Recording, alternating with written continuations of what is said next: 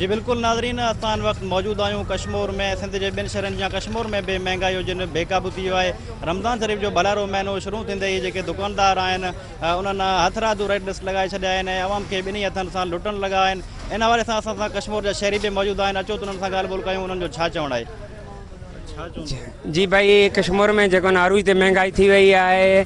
रमज़ान शरीफ़ में पैरों जो सस्ताई हुई, हाँ रमज़ान शरीफ़ अचण सां ही जो अरूज ते महंगाई थी वही है। जो टमाटो पैरों अस रमज़ान शरीफ़ पैरों 80 रुपये मिले पियो, हाँ 160 रुपये 140 रुपये मिले तो। पटाटा आहिनि उहे भी पैरों 40 रुपया मिलन पे, हाँ पटाटा भी जो 80 रुपये किलो मिलन था। जी तव्हां ॻाल्हि ॿुधायो त भाई इहो जेका जो फ्रूट आहे, फ्रूट तो गरीब माण्हू खाई भी नथो सघे। रमज़ान शरीफ़ को पैरों जो 100 रुपये किलो हुयो माल्टा, हाँ 200 रुपया आहिनि। गरीब माण्हू बस 500-600 रुपये कमाइण वारा।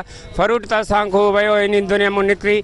बाक़ी सब्जी आहे, सब्जी भी जो अरूज ते पहुची वियो आहे। बस असां हुकूमत के इहो ही अपील कंदासीं, खुदा रा रमज़ान शरीफ़ जे सदके इन महीने भलारे महीने जे सदके कुछ गरीबन ते राम करो ऐं कुछ गरीबन के जो खाइण जो मौक़ो भी ॾियो ऐं मंडी वारनि ते भी थोड़ो कुछ कंट्रोल करो जीअं गरीब माण्हू खाई सके। रमज़ान शरीफ़ में महंगाई बिल्कुल अरूज ते आहे। रमज़ान शरीफ़ जो चंड बीहंदे ही महंगाई तमाम घणी वधी वई आहे। इन खां पहिरियों एतिरी महंगाई न हुई।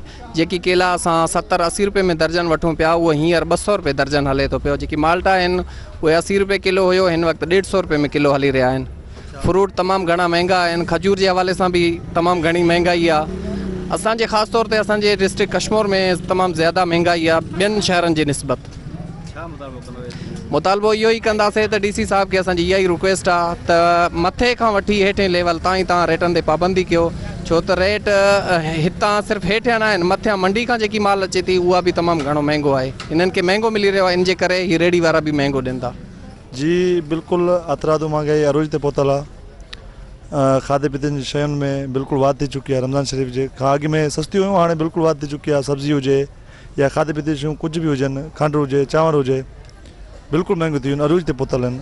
असां मुतालबो इहो कयूं था कश्मीर ज़िले जे SCDC खां बाबा अचनि अतरादू जेकी महंगाई आहे उहा ख़तमु कराई वञे ऐं आवाम खे थोरो रिलीफ ॾिनो वञे जीअं आवाम सुख जो साह खणी सघे।